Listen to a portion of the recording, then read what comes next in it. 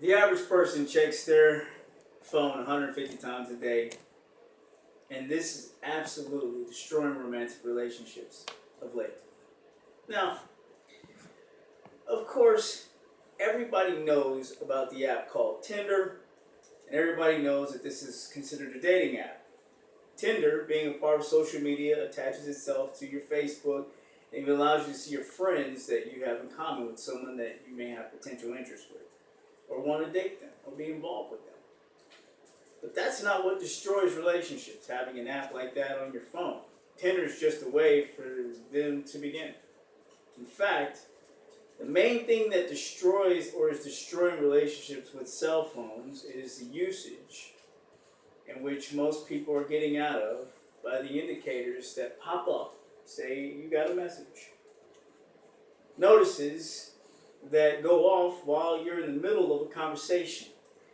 Maybe on a date with your lover, or just asleep in the middle of the night, and this has caused so many problems and so much friction between two individuals who already have trust issues because of human nature, not to mention social media already giving us subliminal insecurities because of just the general population judgment of what's hot or not.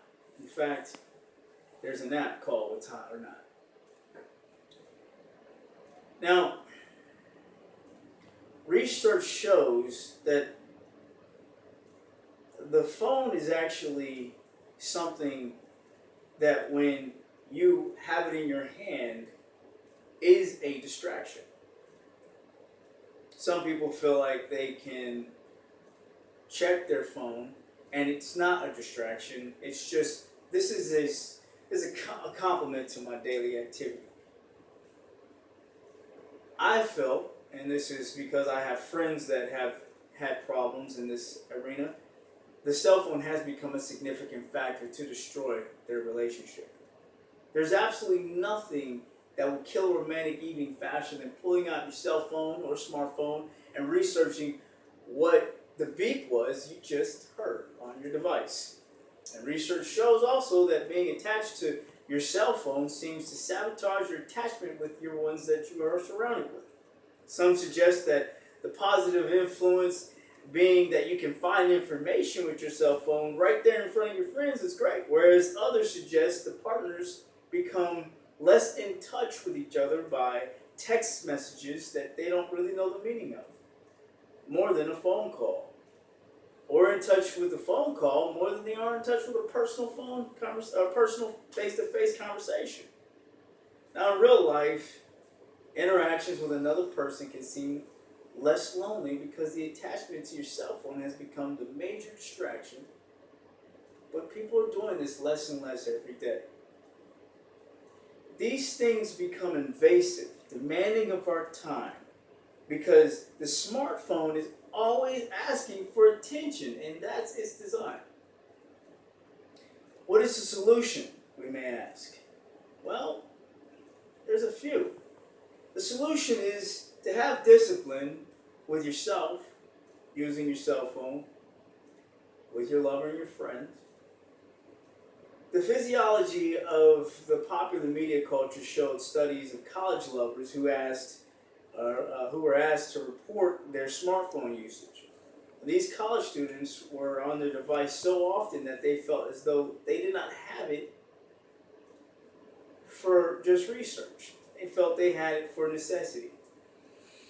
And that it would drastically change their life for worse if they didn't, because it's changed it for so much better that they do.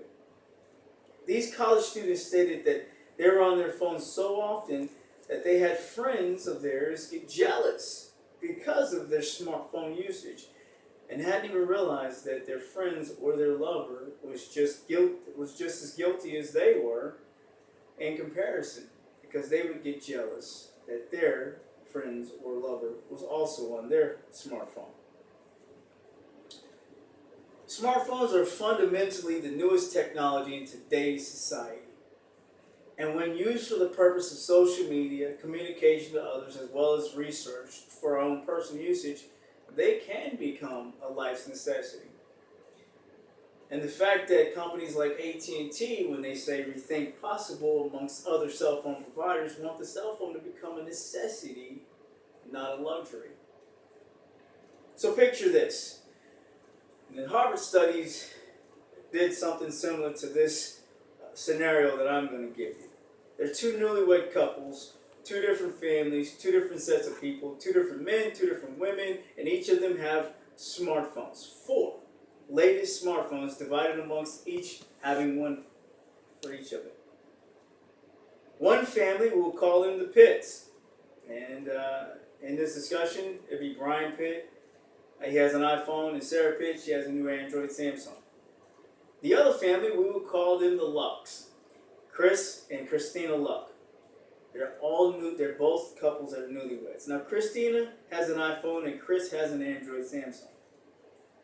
Now, Brian gets his brand new iPhone and consistently, while on dinner dates with his wife as a newlywed, answers calls, and he receives his messages from his office, text messages from his friends, and he receives all this new stuff that he can look up for his fantasy football with his coworkers. And these circumstances at the moment don't seem like they affect his wife. First few 6 months that they've been married, she doesn't hardly notice it as much. But she begins to.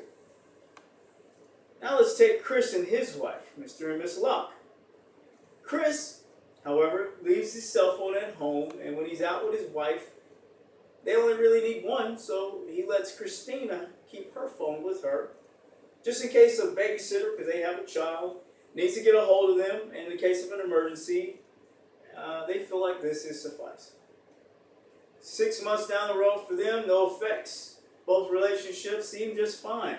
Some might say Brian and Sarah are more closer because they have all this social media they can talk about with each other and laugh aloud, showing each other the newest download from someone on Facebook, seeming that they made a connection from something that they saw online.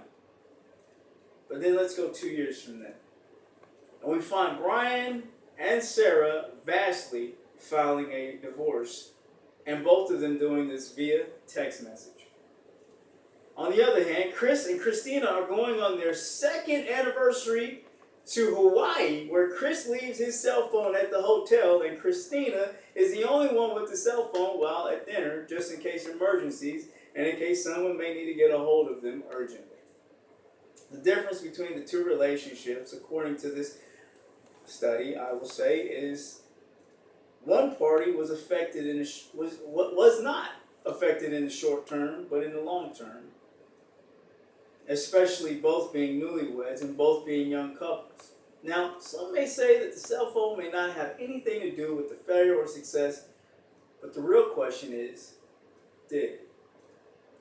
So, you have to ask yourself the question, do I truly care about the one that I'm engaged in a relationship with enough to divorce my smartphone? Do I truly care about my good friends enough to eliminate the distraction of my smartphone? Does my family really matter more than my smartphone? Does my relationship with my lover really matter more than my smartphone? The truth is, my relationships and my best friends really matter more than my cell phone. Because when asking oneself the question, is my smartphone worth more to me than the things that really matter most, which are my friends, my family, my lover, the answer is simple. To keep a good relationship with those who are most important, much more important than a smartphone, the answer is easy. And that is, just put it away. Just let it rest while you're in their presence.